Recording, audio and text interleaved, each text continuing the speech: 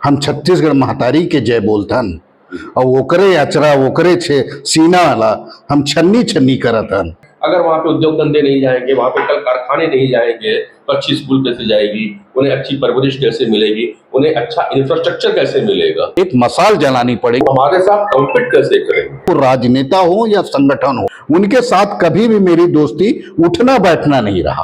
पुनः आप आंदोलन में चले गए। मेरा कहना है कि विकास करिए, व्यवस्थापन की प्रक्रिया को आप एक मॉडल तो प्रस्तुत करिए। दोस्तों नमस्कार, आज हम आपको एक ऐसी शख्सियत से रूबरू करवा रहे हैं जो छत्तीसगढ़ के निर्माण के समय से लगे हुए हैं कि छत्तीसगढ़ निर्माण हो। और जब छत्तीसगढ़ का निर्माण हुआ तो जो छत्तीसगढ़ राज्य की एक परिकल्पना एक जहन में जो बनी हुई थी उसे पूरा नहीं देखे तो जन आंदोलन के साथ जुड़ गए। क्योंकि छत्तीसगढ़ जाना जाता है अपनी प्रकृति के लिए, जल, जंगल और जमीन। छत्तीसगढ़ के निर्माण के साथ ही इन पे अतिक्रमण होना चालू हो गया और जो मूल निवासी थे कहीं न कहीं से वे अपनी जड़ों से कटने चालू हो गए और उसका असर दिखाई दिया। छत्तीसगढ़ की जो नैसर्गिक रूप था वो कहीं न कहीं बदलने लगा। तो ये शख्स सामने आए, उनका स्वागत करते हैं। नाम है उदय भान सिंह चौहान। नमस्कार सब, बहुत बहुत जोहार। आपको जय जय जोहार, सेवा जोहार सबोला। उदय जी, जितना हम आपके बारे में जाने, आप छत्तीसगढ़ निर्माण के आंदोलन के समय यानी कि एक बहुत ही युवा जब आपके तब से आप जुड़ गए थे, छत्तीसगढ़ का निर्माण हुआ, मगर छत्तीसगढ़ के निर्माण के बाद पुनः आप आंदोलन में चले गए, ऐसा?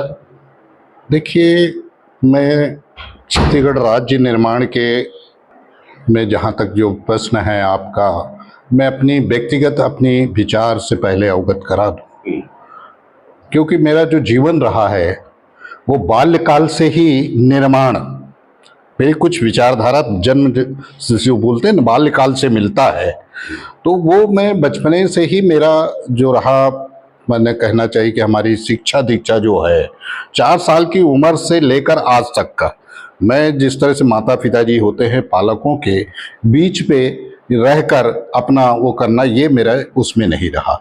मैं बाल्यकाल से ही संघर्ष का मेरा जीवन रहा है। 4 साल की उम्र से ही मैंने जो कहना चाहिए अपनी दादी जो होती हैं, दादी बाबा के पास मैंने 4 साल की उम्र में पहली कक्षा को जो ज्वाइन किया और सुदूर एक गांव देहात जो उसमें रहना, तो वहाँ जो परिवेश गांव का था, जो मैं गांव में जो देखता था, जो मुझे बचपना में जो देखने को, सीखने को, पढ़ने को मिला, वो आज तक मेरे जहन में बैठा हुआ है। पहली बात तो ये। दूसरी बात, जो हमारी शिक्षा हुई, वो शिक्षा में हम भारत की जिस सनातन, जिस संस्कृति और जिस उत्कृष्ट की बात करते हैं, वो हमको बचपने से ही मिली कि खेत बाड़ी खरिहान, बकरी, पशु जानवर, पशु पक्षी, ये जो हम गांव में जो परिवेश देखा, जो स्वच्छता सुधा का वारण, ये मेरे दिमागों में बैठा रहा। पर धीरे धीरे स्थितियां जैसे भी हुई और पढ़ाई एजुकेशन का हमारा जैसा भी चलता रहा, अब आता हूँ मैं कि ये इसलिए कहा कि मेरा जहाँ तक जो जीवन का छाप रही है या जीवन में जो मेरा संघर्ष रहा है, वो जीवन के जो आज तक भी मेरा मानना है कि निर्माण और जोड़ना, ये दो पर मेरा ज़्यादा वो रहता है। निर्माण कोई भी चीज़ का हो और उसमें उसी प्रकार से जब हम छत्तीसगढ़ की बात करते हैं, छत्तीसगढ़ में जब मैं देखा सयान पुरखा मन सबो मन, छत्तीसगढ़ राज्य होना चाहिए, कभी रैली, कभी बैठक, कभी जुलूस, ये सब बातें हमारे सामने गुजरे। मगर एक आप लोगों के या आम से मैं कहूँगा कि मैं बचपने से लेकर और अपने तक जो हम उम्र होते हैं उनके साथ कभी भी मेरी दोस्ती उठना बैठना नहीं रहा। अच्छा। एक चेंजेस जो मेरे में मिल रहा है या देखने को, मैं अपनी उम्र से चाहे काका दादा बाबा जो भी बोले, सयानों के साथ मेरा ज्यादा बैठना उठना रहा है। तो एक क्लासमेटेड हो या अपने सर्किल होती है, कहीं भी जाते हैं तो मैं अक्सर चाहे गुरुओं के पास हो, चाहे जो वरिष्ठ रहते थे उनके बीच में जाके बैठना, ये मुझे एक मिला। तो कभी भी वो सर्किल में जो उनसे हम सुनते थे, देखते थे, समझते थे, वो भी मेरे दिमाग में कहीं ना कहीं वो चीजें बैठती थी अध्ययन का। तो छत्तीसगढ़ राज्य निर्माण की बातें काफी सुनते थे और उसमें छोटा मोटा अपन भागीदारी निभाते। छत्तीसगढ़ राज्य निर्माण की जहां तक लगातार इस मूवमेंट की बात करूं तो मैं 91 से बात करना चाहता हूं। उसके पहले बहुत से आंदोलन हुए हैं छत्तीसगढ़ के। 100 साल का यदि हम माधो सप्रे से छत्तीसगढ़ मित्र पत्रिका या छत्तीसगढ़ के व्याकरण की बात करें, कुरुद के जो बहुत लंबा इतिहास है, तो मैं वो में ना आऊं, पर ये कर जो लगातार गति देने के में 90-91 में सर्वदलीय मंच के माध्यम से ये आवाज बुलंद की गई। संयोग से चला 1.5-2 साल, उसके बाद चंदूलाल चंद्राकर जो सर्वदलीय मंच के अध्यक्ष बने थे, नरसिंह मंडल थे और हरि ठाकुर जी थे, ऐसे बहुत से वरिष्ठ साहित्यकारों ने आंदोलन को गति दिया।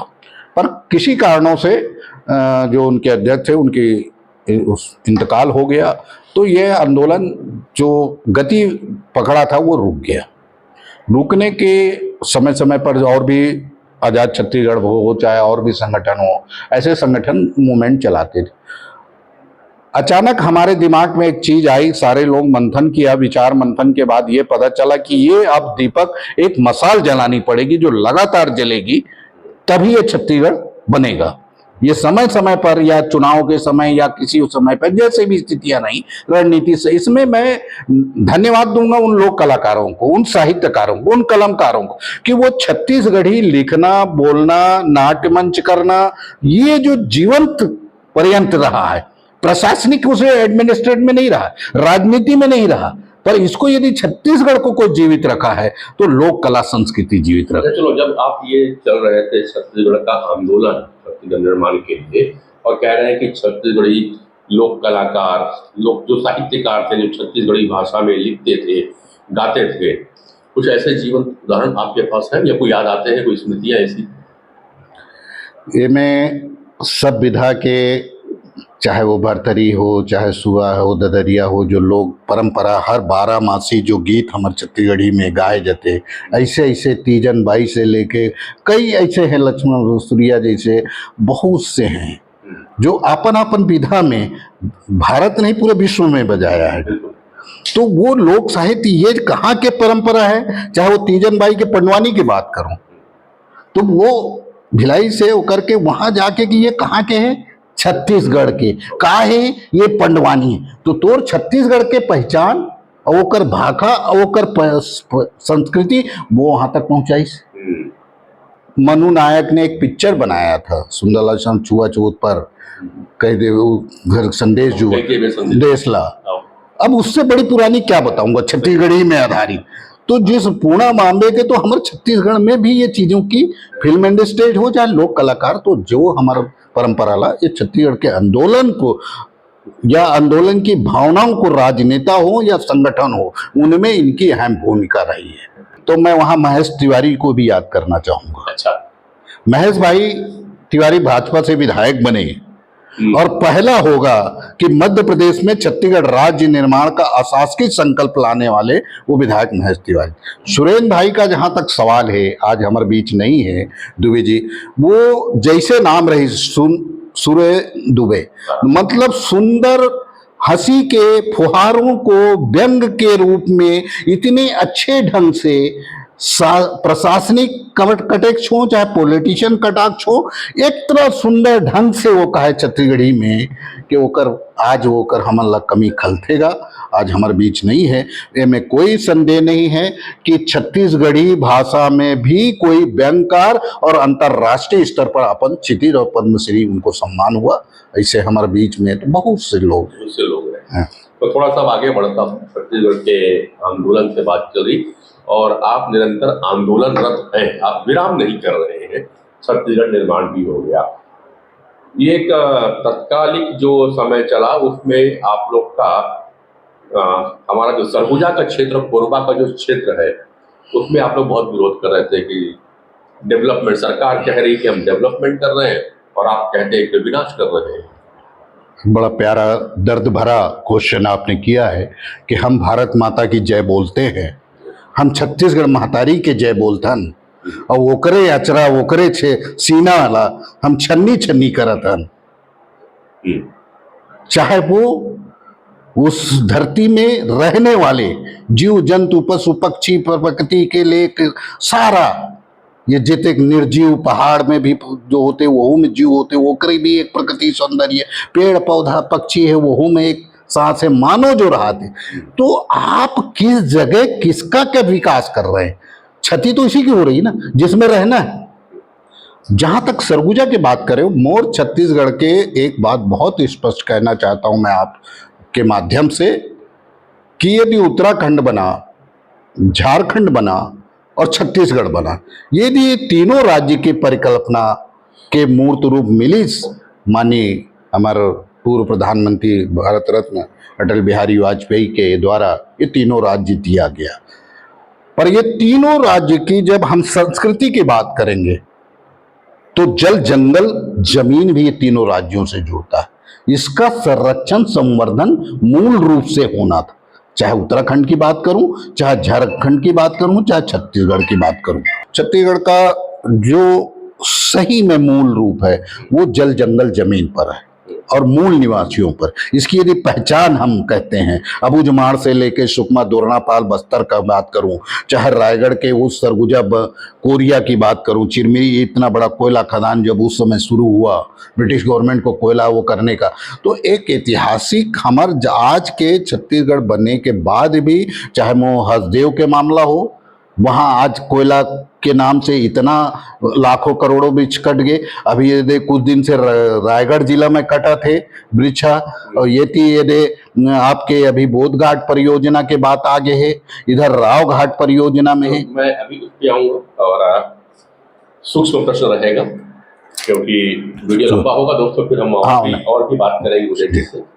आपका ये कहना है कि जो छत्तीसगढ़ की जो मूल संरचना वो रहना चाहिए जल जंगल और जमीन रहना चाहिए मूल जो निवासी है यहाँ पे जिसे आम भाषा में लोग आदिवासी कहते हैं उनको उनकी संस्कृति से रहना चाहिए। लेकिन जब क्षेत्र का विकास नहीं होगा तो उसी स्थिति में रहेंगे तो हमारे साथ कॉम्पीट कैसे करेंगे? कहीं ना कहीं फिर उन उस विकास से आप वंचित कर रहे हैं। अगर वहाँ पे उद्योग धंधे नहीं जाएंगे वहाँ पे कल कारखाने नहीं जाएंगे तो अच्छी स्कूल कैसे जाएगी उन्हें अच्छी परवरिश कैसे मिलेगी उन्हें अच्छा इंफ्रास्ट्रक्चर कैसे मिलेगा? ये भी तो बात आती है जो सरकार अपना मैं इसे कह रहा हूँ ये पक्ष सरकार सामने रखती है। आपका इस आधुनिकता भारत की उस कंपटीशन में हमारा ग्लोबिंग जिसकी बात कहे कि हमारे मूल आखिरी व्यक्ति भी उससे जुड़े।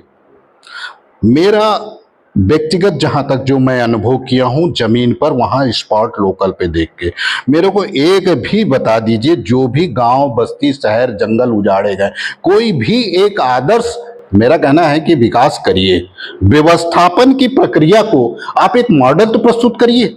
शिक्षा स्वास्थ्य सड़क जहीं भी कहीं भी कोई गांव उजाड़े जा रहे हैं या जंगल उजाड़ा जा रहा है तो एक पहले विकसित कर लीजिए और वहां उनको सेटअप कर दो।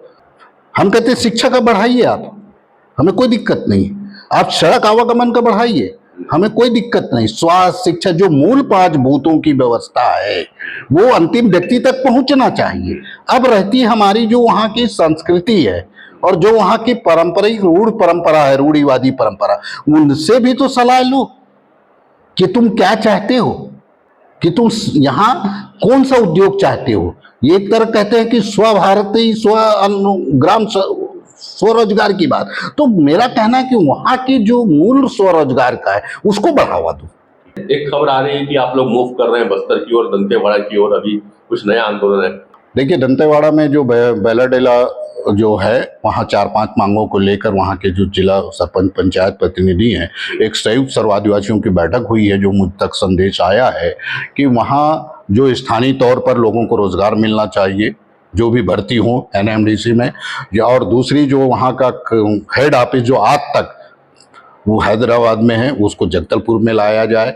वहाँ की जो भी वहाँ का जो फंड होता है ऐसी कई बातों को लेकर 5 सूत्री मांगों को लेकर दंतेवाड़ा जिला के सरपंच प्रतिनिधियों ने इस बात को शासन प्रशासन को अवगत कराया है। भविष्य की एक आंदोलन की रणनीति बन रही है। उसी प्रकार से जो बोध घाट परियोजना भी फिर से जिन निकाला गया है 79-77 मुरारजी देसाई वाला जो जिन फिर से निकला है उस जिन का और जिससे वो उसका भी वहाँ की स्थानीय तौर पर वो कह रहे हैं कि हमारे व्यवस्थापन की स्थिति स्पष्ट कर दें, हमें विकास से कोई विरोध नहीं, हमें सिंचाई से कोई विरोध नहीं, हमें ये गारंटी दे कि यहाँ का पानी जल सिंचाई किसानों को मिले, ये गारंटी दे कि यहाँ का जो बिजली उत्पादन होगा गाँव को मिलेगा, उसके बाद जो बचे वो कोई उस पर लिया जाए, ये वो मांग रहे हैं।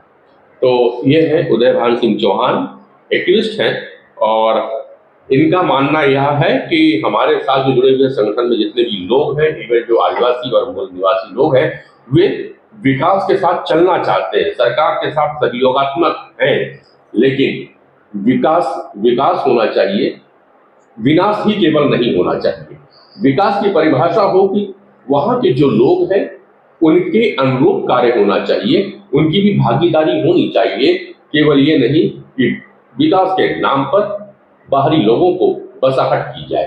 विस्थापन में उन्हें मूलभूत सुविधाएं मिलनी चाहिए। विस्थापन जंगल और जमीन का भी होना चाहिए। अगर जंगल काटे जा रहे हैं, वृक्ष उजाड़े जा रहे हैं, तो उनका भी विस्थापन होना चाहिए। तब कहीं जाकर के एक सामंजस्य बन जाएगा। अन्यथा छत्तीसगढ़ निर्माण का यह आंदोलन छत्तीसगढ़ की संरचना के लिए हमेशा जारी रहेगा। फिर मिलेंगे किसी वीडियो में, चर्चा करेंगे उदयभान सिंह चौहान जी के साथ में। आप अपने कमेंट्स लिख भेजिएगा अपने प्रश्नों के साथ। जोहार। जोहार सभी लोग, जय जोहार।